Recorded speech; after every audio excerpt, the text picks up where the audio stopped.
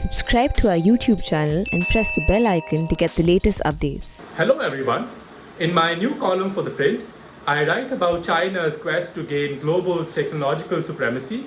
In this column, I write about China's dual strategy to acquire talent as well as intellectual property from key universities and labs around the world.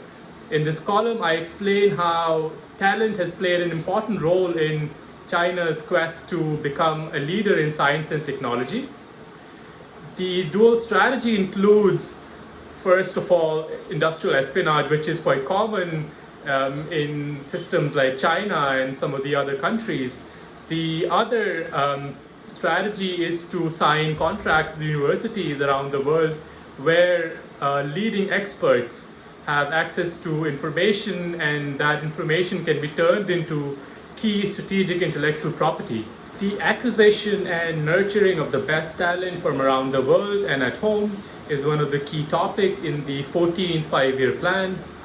In this five-year plan, China talks about hiring the best talent from around the world and to work on improving China's science and technological supremacy by either acquiring intellectual property or working with these talented experts to develop that intellectual property at home. Foreign companies and private entities in China have to establish an organization within the company which can represent the Communist Party.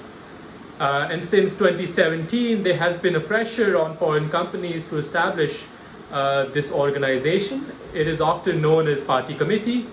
Through the Party Committee, the Communist Party can influence the working of the foreign company and therefore also influence how talent is acquired across these private entities. According to China Daily, approximately 70% of the 1.86 million companies in China have party committees. When we talk about China's intellectual property theft, the one theme which is quite common in some of the articles is that China seems to be trying to steal intellectual property from universities, but that's not exactly true. In a lot of the cases, the Chinese companies and state-owned enterprises have contracts with universities where they provide funds to the university to develop intellectual property, and then under that contract, the Chinese company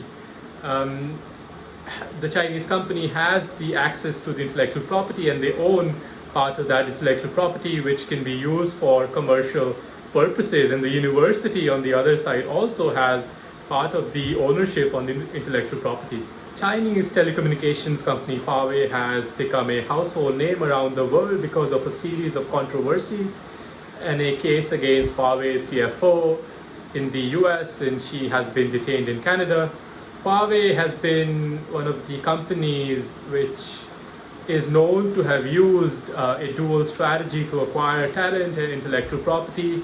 In Huawei's case, they have poached engineers from around the world, especially in Canada, where a company called Nortel disappeared over the years, and one of the reasons behind Nortel's collapse has been attributed to Huawei's strategy to acquire the talent from the company through unfair means and also acquisition of the company's intellectual property. China has sought to reduce its dependence on Taiwan and the US in the case of semiconductor supply chain.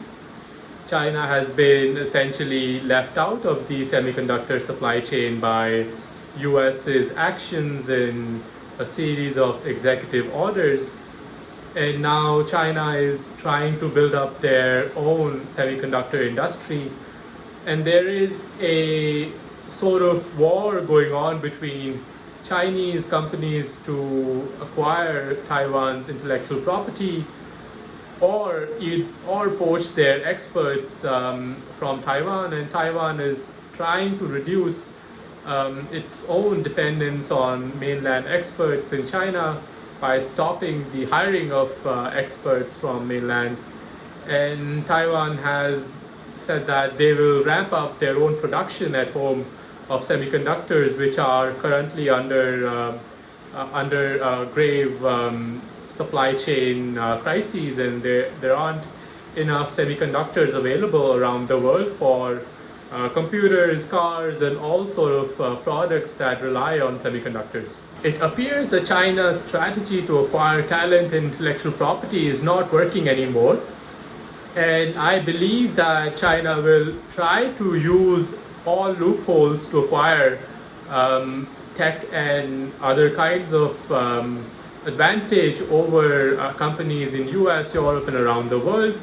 And these loopholes include intellectual property rights to new technologies, where the company might be looking for funds and they go to a bank in China or a Chinese company in an Asian hub like Singapore, where the company or the bank might be willing to fund a startup and in that process acquire part of the intellectual property. And a lot of the time it's very hard for the governments where the startups are based to track the funding that they are signing on to and to make sure they don't share the intellectual property. So there is a kind of a nationalist backlash against the startups going on in the US, in Canada, and Europe, where the government is trying to make sure the company or the startup in this case is not willingly giving away the intellectual property which was developed in that home country, and essentially giving away a taxpayer funded project to China or another entity tied to China.